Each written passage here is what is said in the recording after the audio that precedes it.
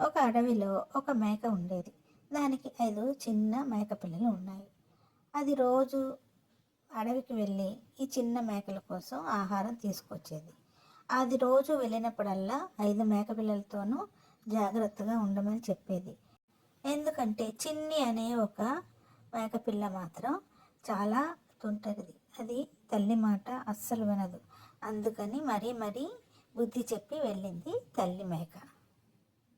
అయితే తల్లి మేకట వెళ్ళగానే చిన్ని మిగిలిన మేకలతో చెప్పింది బయటికి వెళ్ళి అడవంతా తిరగొద్దామని.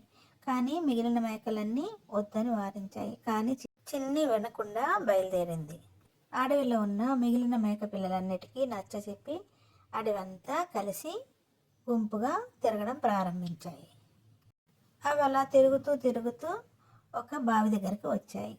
అన్ని బావి దగ్గరికి వచ్చి తొంగి చూడగానే లోపల వాటి ప్రతిబింబాలు కనిపించి వాటికి భయం వేసి దూరంగా వచ్చేసాయి. కానీ చిన్ని మాత్రం అత్యుత్సాహంతో అక్కడే నిలబడి బావిలోకి తొంగి చూసింది. దాని ప్రతిబింబం చూసి అది ఆశ్చర్యపోయింది. అది ఏం చేస్తే ప్రతిబింబం కూడా అదే చేసేది. అది చూసి ఇంకా ఆశ్చర్యపోయింది చిన్ని. బావి లోపల ఇంకొక మేక ఉందేమో అని అనుకుంది చిన్ని. చిన్ని ఏం చేస్తే ప్రతిబింబం అదే చేస్తే చిన్నికి కోపం వచ్చి ఒక్క ఉదుటన దాని మీదకి గెంతింది. ఆ గెంతడంతో నూతి లోపల పడింది చిన్ని. మేక పిల్లలన్నీ భయపడి పారిపోయాయి. తల్లి మేక వచ్చేసరికి చిన్ని బావిలో పడి ఉంది. చిన్నిని చూసి రోదించింది తల్లి మేక. పిల్ల మేకల కోసం ఎన్నో రకాల పళ్ళు కూరగాయలు తెచ్చింది తల్లి మేక. కానీ చిన్నిని స్థితిలో చూసి దుఃఖంతో గ్రామంలోనికి పరిగెత్తింది తల్లి మేక.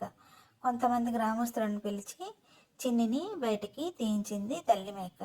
తర్వాత పిల్ల మేకలు తల్లి మేక కలిసి మళ్ళీ ఎప్పట్లాగే తమ ఇంటికి చేరుకున్నాయి. చిన్ని పశ్చాత్తాపంతో ఇంకెప్పుడు నీ మాట జవదాటను అని ఒట్టేసింది చిన్ని తల్లికి.